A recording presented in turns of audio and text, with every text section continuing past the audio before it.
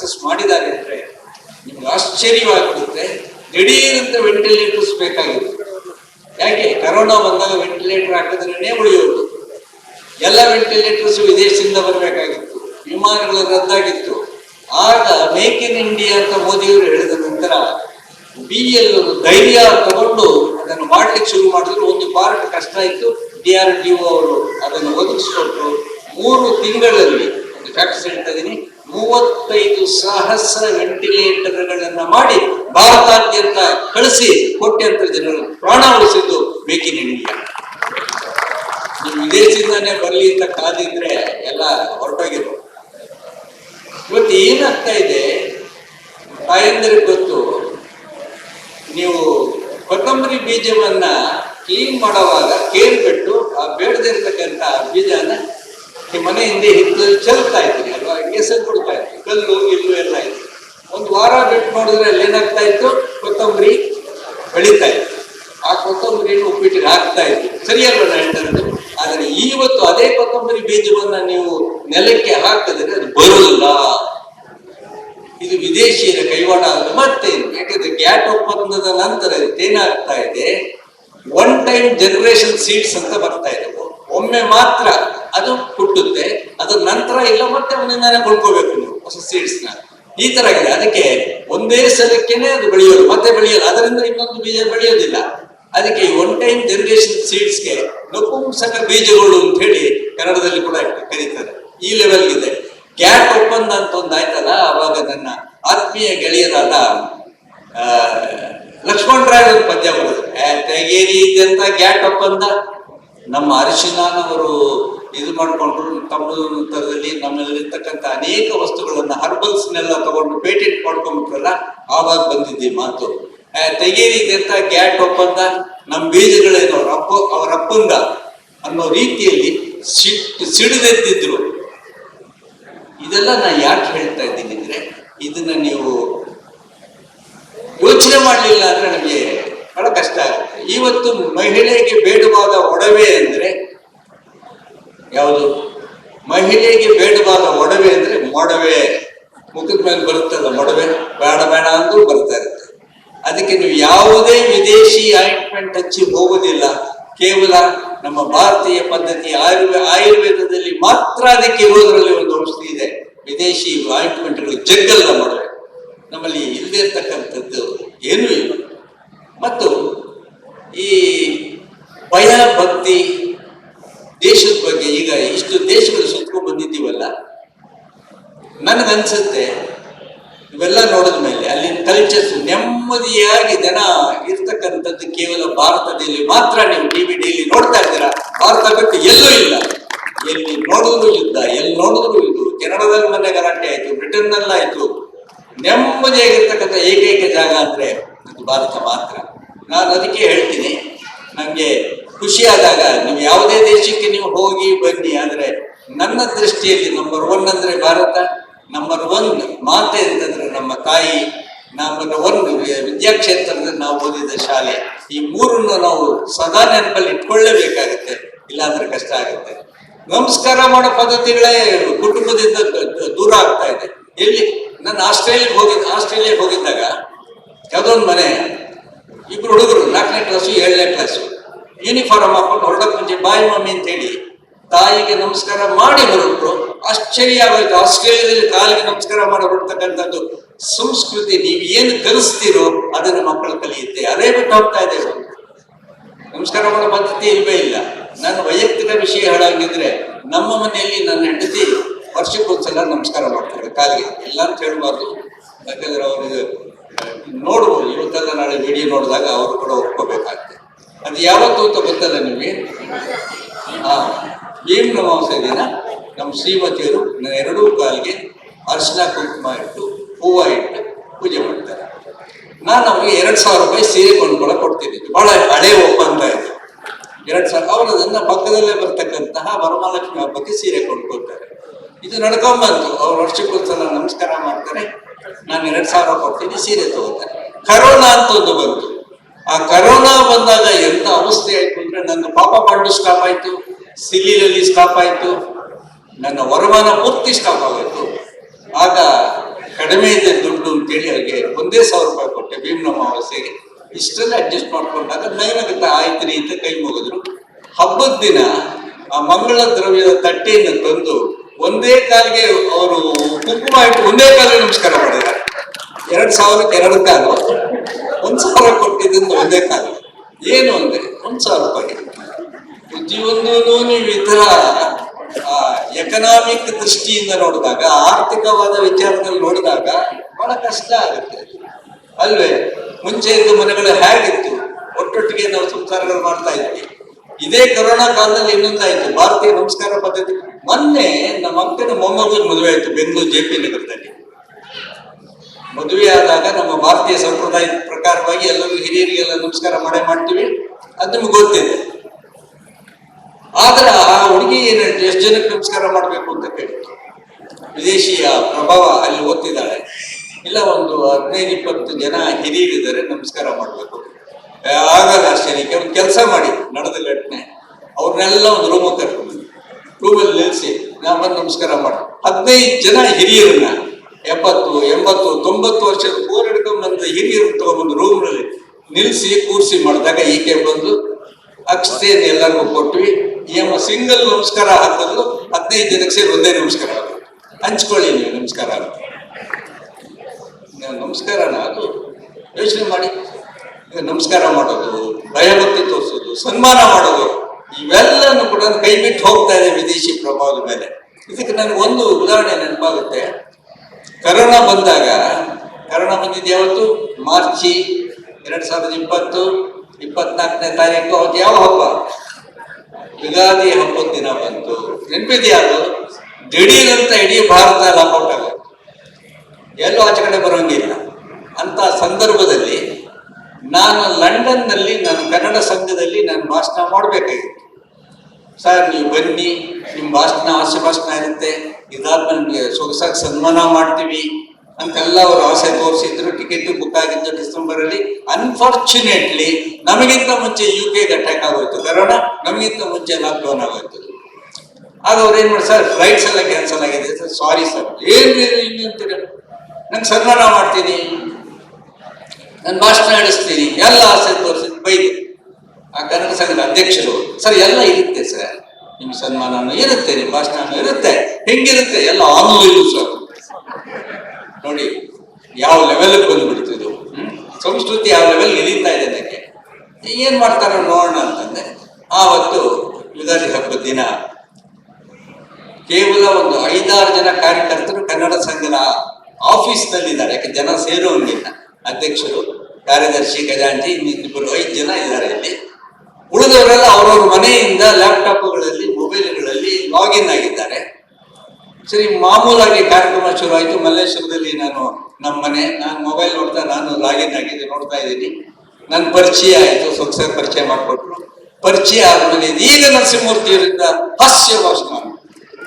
ರೂಮಲ್ಲಿ ಒಬ್ಬನೇ ನಿಂತ್ಕೊಂಡು ಮೊಬೈಲ್ ನೋಡ್ಕೊಂಡು ಹಾಸ್ಯ ಭಾಷಣ ಮಾಡೋದಿದೆಯಲ್ಲ, ಅದಕ್ಕಿಂತ ದೊಡ್ಡ ಕರ್ಮ ಇಲ್ಲವೇ ಇಲ್ಲ. ಯಾರು ಇಲ್ಲ ರೂಮಲ್ಲಿ, ಒಬ್ಬನೇ ಹಾಸ್ಯ ಭಾಷಣ. ರೆಸ್ಪಾನ್ಸ್ ಇಲ್ಲ ಅಂದ್ರೆ ಪ್ರಯೋಜನ ಏನು? ಸರಿ, ಒಬ್ಬನೇ ಭಾಷಣ ಮಾಡಿದೆ. ನಮ್ಮ ಮನೆಯವ್ರನ್ನ ಹೇಳಿದೆ ಬಂದು ಕೂತ್ಕೋ, ಹೋಲಿ ಜೋಗದ್ ನಗ್ತಾರೆ ನೀನು, ನನಗೆ ಸ್ವಲ್ಪ ಸ್ಫೂರ್ತಿ ಬರ್ತದೆ.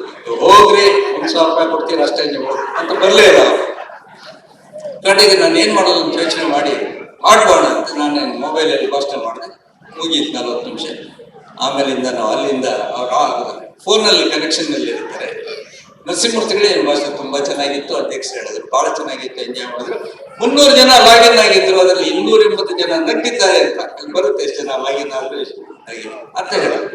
300 ಜನದಲ್ಲಿ 280 ಜನ ನಗ್ರು, ಇನ್ನು 20 ಜನ ಯಾಕೆ ನಗಲಿಲ್ಲ? ಇಲ್ಲ ಸರ್, ಅದು ಪುರ್ಸೊತ್ತಿನಿಂದ ಅವ್ರು ನಾಳೆ ನಗ್ತಾರೆ ಅಂತ. ಹೌದಾ, ಸರಿ. ಇದೀಗ ಈವರೆಗೆ ವಂಚಿಸಿದ MS ನರಸಿಂಹಮೂರ್ತಿ ಅವರಿಗೆ ಸನ್ಮಾನ. ನಾನು ಬೆಂಗಳೂರು ಮಲ್ಲೇಶ್ವರದಲ್ಲಿದ್ದೀನಿ, ಲಂಡನ್ ಸನ್ಮಾನ. ಇವ್ರು ಏನ್ ಮಾಡ್ತಾರೋ ಅಂತ ಮೊಬೈಲ್ ನೋಡ್ತಾ ಇದ್ದೀನಿ. ನನ್ ದೊಡ್ಡದೊಂದು ಫೋಟೋ ತಂದಿಟ್ರು ಟೇಬಲ್ ಮೇಲೆ. ಫೋಟೋ ನರಸಿಂಹಮೂರ್ತಿ ಶಾಲು ಅರ್ಪಣೆ ಅಂದ್ರು. ಫೋಟೋ ಒಂದು ಶಾಲು ಹಾಕೋದು, ಪೇಟ ಅರ್ಪಣೆ ಅಂದ್ರು. ಫೋಟೋ ಮೇಲೆ ಪೇಟ ಇಟ್ರು. ಅವ್ರು ಅಲ್ಲಿಗೆ ಬಿಡ್ಬೇಕಾಗಿತ್ತು, ಎಲ್ಲ ತಂದಿಟ್ಕೊಂಡ್ಬಿಟ್ಟಿದ್ರು. ವೇಸ್ಟ್ ಆಗ್ಬಿಡ್ತಾರೆ. ನರಸಿಂಹಮೂರ್ತಿಗೆ ಹಾರ ಅರ್ಪಣೆ, ಫೋಟೋ ಹಾರ ಹಾಕೇ ಬಿಟ್ರು. ನನ್ನ ಫೋಟೋಗೆ ತನ್ನ ಫೋಟೋಕ್ಕೆ ಹಾರ ಹಾಕಿದ್ದನ್ನ ತಾನೇ ನೋಡಿದ ಏಕೈಕ ವ್ಯಕ್ತಿ ಪ್ರಪಂಚದಲ್ಲಿ ಇದ್ರೆ ಅದು ನಾನೊಬ್ಬನೇ, ಬೇರೆ ಯಾರು ಇಂತಹ ಸೌಲಭ್ಯ ಸಿಗಲಿಲ್ಲ. ಆಮೇಲೆ ನೋಡ್ತಾ ಇದ್ದೀನಿ ಆ ಕಡೆ phone everything is okay sir, lapses if any please tell, ಏನೋ ಕೊಡ್ತಾ ಇದ್ರೆ ಹೇಳಿ. ನಾ ಹೇಳಿದೆ ಎಲ್ಲ ಚೆನ್ನಾಗಿದೆ ರೀ, I am not physically available, ಬರಕ್ ಆಗಲ್ಲ, ಫ್ಲೈಟ್ಸ್ ಇಲ್ಲ, ಫೋಟೋ ತಂದಿಟ್ರಿ, ಶಾಲು ಹಾಕಿದ್ರಿ, ಬೇಟ ಹಾಕಿದ್ರಿ, ಹಾರ ಹಾಕಿದ್ರಿ, ಎವ್ರಿಥಿಂಗ್ ಇಸ್ ಓಕೆ. ಒಂದೇ ಒಂದು ಕೊರತೆ ಹೇಳೋದೇ ಆದ್ರೆ 2 ಊದಿನ ಕಡ್ಡಿ ಹಚ್ಚಿಟ್ಬಿಡಿ ಕಂಪ್ಲೀಟ್ ಆಗುತ್ತೆ.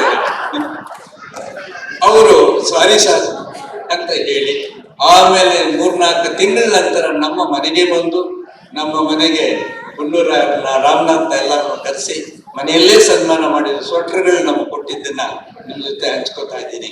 ಅದು ಅಂತ ಸನ್ಮಾನ ಕಂಡಿರ್ತಕ್ಕಂಥ ನಾವು ನಿಜವಾದ ಭಕ್ತಿ, ನಿಜವಾದ ಪ್ರೀತಿ ಇದು ನಾವು ಮರೀತಾ ಇದ್ದೀವಿ. ಸಂಸ್ಕಾರ ಭಾರತಿ ಇರ್ತಕ್ಕಂಥ ಸಂಸ್ಥೆ ಇರೋದ್ರಿಂದ ಅಟ್ಲೀಸ್ಟ್ ಇದನ್ನೆಲ್ಲ ನೆನಪು ಮಾಡ್ತಾ ಇರ್ತಾಗ ನಮ್ಮ ಮಕ್ಕಳಿಗೆ ಒಂದು ಸಂಸ್ಕಾರವನ್ನು ಕಲಿಸುತ್ತೆ. ಎಂತ ಸಂಸ್ಕಾರ ಇರ್ತಕ್ಕಂಥ ಭಾರತ ನಮ್ಮದು. ರಾಮಾಯಣದಲ್ಲಿ ರಾವಣ ಹತನಾಗ್ತಾನೆ, ಹಣ ಕೆಳಗಡೆ ಬೀಳುತ್ತೆ. ಆ ಸಂದರ್ಭದಲ್ಲಿ ವಾಲ್ಮೀಕಿಗಳು ಕಲ್ಪನೆ ಮಾಡ್ಕೋಬೇಕು, ಇಡೀ ಯುದ್ಧ ಭೂಮಿ ರಕ್ತಮಯವಾಗಿದೆ, ರಾವಣ ಸತ್ತು ಬಿದ್ದಿದ್ದಾನೆ, ರಾಮ ಪಕ್ಕದಲ್ಲಿ ಲಕ್ಷ್ಮಣ, ಇಬ್ಬರಿಗೂ ಅವನ ವಿಭೀಷಣ ಹೋಗಿದ್ದಾರೆ. ವಿಭೀಷಣ ಕೇಳ್ತಾನೆ ಹೋಗೋಣ ಆಯ್ತಲ್ಲ ಅಂತ, ಎಲ್ಲಾದ್ರೂ ಅಂತೆ ಅವನು ಮಹಾಬ್ರಾಹ್ಮಣ, ಎಂತ ಶೂರ, ಜಗತ್ತನ್ನೇ ಆಳಿದವನು ಅಂತಹ ರಾವಣೇಶ್ವರ, ಲಂಕಾಧೀಶ್ವರ, ಅವನಿಗೆ ಸಂಸ್ಕಾರ ಮಾಡದೆ ಹೆಂಗ್ ಹೋಗ್ತೇನೆ ನೀನು ಅಂತ ರಾಮ ಕೇಳ್ತಾನೆ. ಪ್ರಶ್ನೆ ಮಾಡಿ, ಮರಣಾಂತಾನಿ ವೈರಾನಿ ಸತ್ತ ಮೇಲೆ ವೈರಾನಿ ನಿವೃತ್ತಂ ನ ಪ್ರಯೋಜನ. ಹಳೆಯದನ್ನು ಲೆಕ್ಕ ಹಾಕೊಂಡು ಸತ್ತ ಮೇಲೂ ಕೂಡ ವೈರ ಸಾಧಿಸೋದಿದೆಯಲ್ಲ, ಪ್ರಯೋಜನವೇ ಇಲ್ಲ. ಗುರುತಾಮಸ್ಯ ಸಂಸ್ಕಾರ, ಮಾಡುವವನ ಸಂಸ್ಕಾರ ಮಮಾಪೇಶ ತವಾಯುವ. ನಿನಗೆ ಅವನು ಹೇಗೆ ಸೋದರನ, ನನಗೂ ಸೋದರನೇ. ಆದ್ದರಿಂದ ಅದು ಶಾಸ್ತ್ರೋಕ್ತವಾಗಿ ರಾವಣನಿಗೆ ಸಂಸ್ಕಾರ ನನ್ನ ಸಮ್ಮುಖದಲ್ಲಿ ಮಾಡು, ಆಮೇಲೆ ಹೋಗೋಣ ಅಂತ ಹೇಳ್ತಾನೆ. ಇದು ಭಾರತ, ಇದು ಶ್ರೀರಾಮ, ಇದು ನಾವು ಕಲ್ತಿರ್ತಕ್ಕಂಥ. ಟಿವಿನಲ್ಲಿ ಒಳ್ಳೆ ಗಿಡಗಳನ್ನ, ಪ್ರಾಣಿಗಳನ್ನ ಹೊಡೆದುಕೊಂಡು ಹೋಗ್ತಾ ಇರ್ತಾರೆ. ಆದ್ರೆ ಇಲ್ಲಿ ಯೋಚನೆ ಮಾಡಿ, ಸೊ ಇಂಥದ್ದನ್ನೆಲ್ಲ ಕಲ್ತಿರ್ತಕ್ಕಂಥ ನಾವು ದೇಶದ ಬಗ್ಗೆ ಆಸಕ್ತಿ ತಡೀಲಿಲ್ಲ ಅಂದ್ರೆ ಈಗ ನಾವು ವಿದೇಶಿ ಮಾಲ್ಗಳನ್ನು ತಗೊಳ್ತಾ ಹೋದ್ರೆ 18% ಟ್ಯಾಕ್ಸ್ ಮಾತ್ರ ನಮಗೆ ಬರುತ್ತೆ.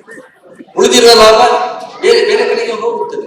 ಸ್ವದೇಶಿಯನ್ನ ನೀವು ಬಳಸಕ್ ಶುರು ಮಾಡಿದ್ರೆ ಮಾತ್ರನೇ ದೇಶ ಉದ್ಧಾರ ಆಗುತ್ತೆ, ಇಲ್ಲಿನವ್ರ ಕೆಲಸ ಸಿಗುತ್ತೆ, ಇಲ್ಲಿನ ವಸ್ತುಗಳೆಲ್ಲ ನೀವು ಬಳಸ್ಕೊಳ್ಳಿ. ಅದೇಕೆ ಅಂತ ಗೊತ್ತಿಲ್ಲ, ಎಲ್ಲ ವಿದೇಶಿ ವಿದೇಶಿ ವಿದೇಶಿ.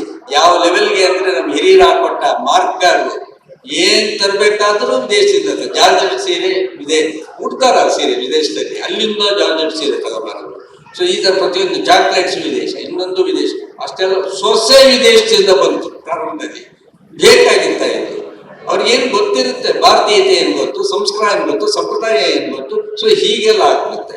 ಆ ದೃಷ್ಟಿಯಿಂದ ನಾ ಹೇಳೋದು, ಇಲ್ಲಿನ ಜನಕ್ಕೆ ಏನು ಬೇಕೋ ಅದನ್ನ ನಾವು ಕಲಿಸ್ಕೊಡ್ಬೇಕಾಗತ್ತೆ, ಸ್ವದೇಶಿ ಸಂಸ್ಕೃತಿಯನ್ನು ಬೆಳೆಸ್ಬೇಕಾಗತ್ತೆ.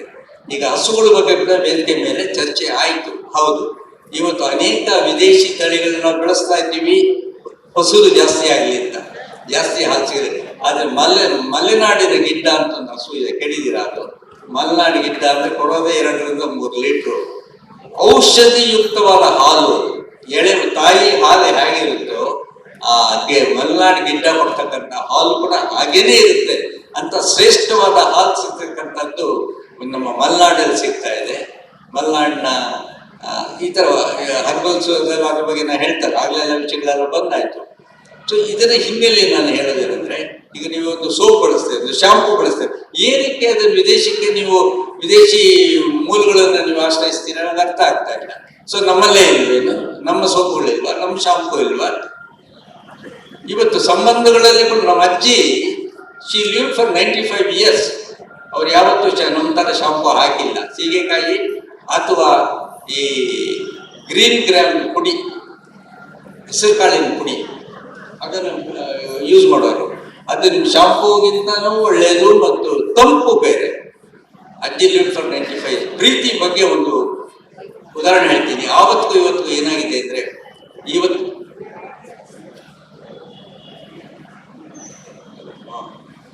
ಇವತ್ತು ನಾವು ಮಾಡಿರ್ತಕ್ಕಂತಹ ಸಹಾಯ ಇದೆಯಲ್ಲ, ಆ ಸಹಾಯ ಇನ್ನೊಬ್ಬರು ನೆನೆಯುತ್ತಾರೆ, ಅದನ್ನ ನೆನಪು ಮಾಡ್ಕೊಳ್ತಾರೆ. ನಾನು ಬ್ಯಾಂಕ್ ಮ್ಯಾನೇಜರ್ ಆಗಿದ್ದೆ. ಜಡಿಗೆ ನಡೀಲಿದ್ದೆ. ಅಲ್ಲಿದ್ದಾಗ ಸಾಲಗಳು ಕೊಡ್ತಾ ಇದ್ದೆ. ಲೋನು ಬೇಡದ ಟೈಮ್.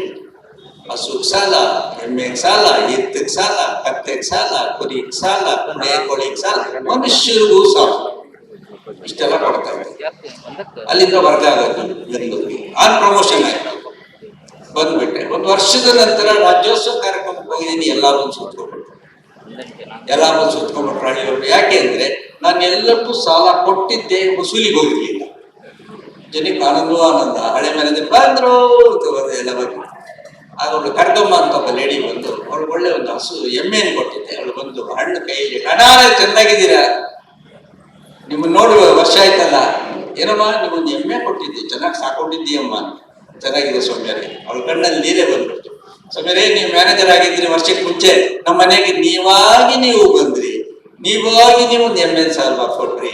2.5 ಲೀಟರ್ ಹಾಲು ಕರೀತದೆ ಎಮ್ಮೆ, ಅದನ್ನ ಡೈರಿಗೆ ಹಾಕ್ಸಿ 2 ಮಕ್ಕಳನ್ನು ಓದಿಸ್ತಾ ಇದ್ದೀನಿ ಸ್ವಾಮಿ. ನಿಮ್ಮ ಹೆಸರು ಹೇಳಿ ಗಂಜಿ ಅಂಬ್ಲಿ ತಿಂತಾ ಇದ್ದೀನಿ ಸ್ವಾಮಿ, ನಿಮ್ಮಿಂದ ಜೀವನ ಸ್ವಾಮಿ. ಯಾವ ಲೆವೆಲ್ಗೆ ಅವಳು ಹೊಗಳ್ತಾ ಹೋದ್ರು. ನನ್ನ ಜೊತೆಲಿ MLA ಬಚ್ಚೇಗೌಡರು ಇದ್ರು.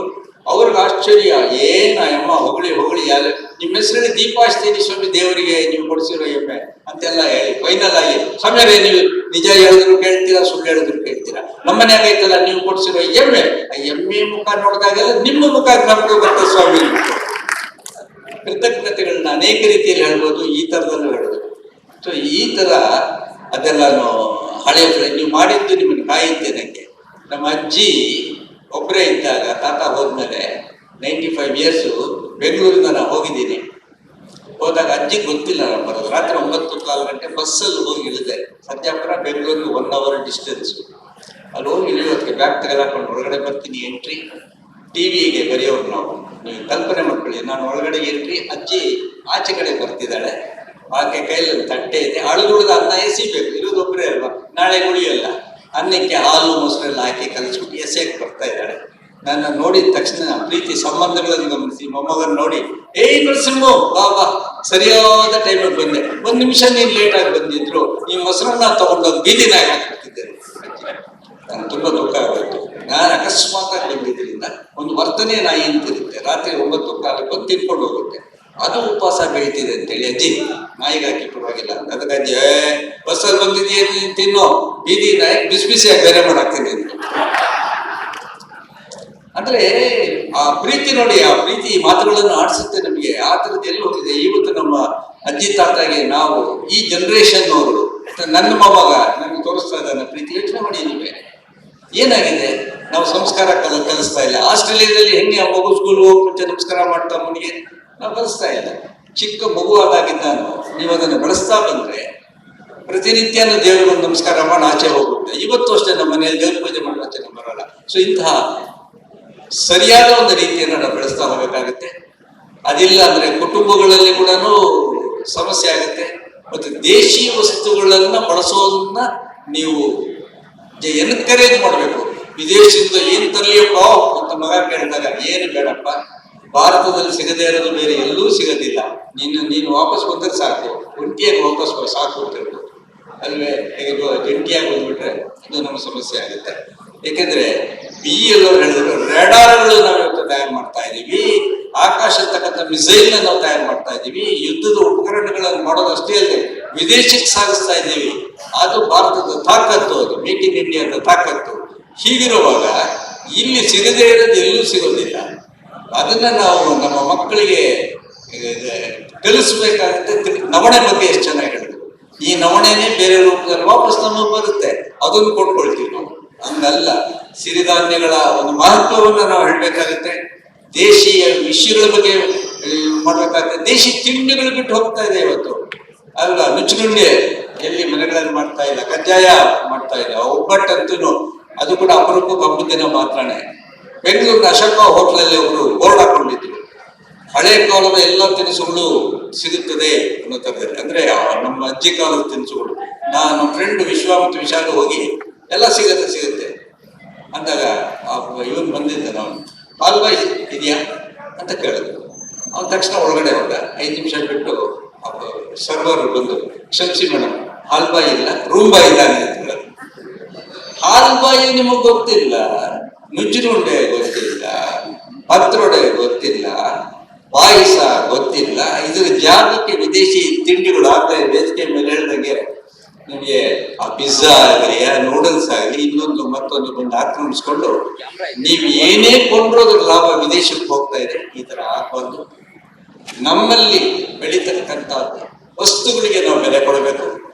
ಸ್ವದೇಶಿ ವಸ್ತುಗಳ ಬಗ್ಗೆ ಪ್ರೀತಿಯನ್ನ ತಡೆಯಬೇಕು ಅಂತಕ್ಕಂಥದ್ದನ್ನ ನಾನು ಪ್ರಾರಂಭಕ್ಕೆ ಹೇಳ್ತಾ, ನೆಕ್ಸ್ಟ್ ಗುಂಡ್ರವ, ನೆಕ್ಸ್ಟ್ ನಿಮ್ಮ ಮುಂದೆ ಯಾರು ಬರ್ತಿದ್ದಾರೆ ಅಂದ್ರೆ ರಿಸರ್ವ್ ಬ್ಯಾಂಕ್ ಆಫ್ ಇಂಡಿಯಾದಲ್ಲಿ ದೊಡ್ಡ ಆಫೀಸರ್ ಆಗಿ AGM ಆಗಿ ರಿಟೈರ್ ಆದವರು, ನಬಾರ್ಡ್ ಅಲ್ಲಿ ಇದ್ದವರು, ಟಿವಿಯಲ್ಲಿ ಅವ್ರು ನೋಡಿರ್ತೀರ. ಒಳ್ಳೆ ಸೊಗಸಾಗಿ ಹಾಡ್ತಾರೆ, ಮಾತಾಡ್ತಾರೆ, ಮತ್ತು ಸ್ವದೇಶಿ ಮೂವ್ಮೆಂಟ್ ಅಲ್ಲಿ ಅವರು ಸಕ್ರಿಯವಾಗಿ ತಮ್ಮನ್ನು ತೋರಿಸ್ಕೊಂಡಿದ್ದಾರೆ. ಅಂತಹ YV ಗುಂಡೂರಾವ್ ಅವರು ವೇದಿಕೆಗೆ ಮೈಕಿಗೆ ಹತ್ರ ಬರಬೇಕಾದ್ರೆ ನಿಮ್ಮ ಚಪ್ಪಾಳೆ ಬೇಕಾಗುತ್ತೆ. ನಿಮ್ಮ ಚಪ್ಪಾಳೆ ಮುಖಾಂತರ ಅವ್ರನ್ನ ಮೈಕ್ ಹತ್ರ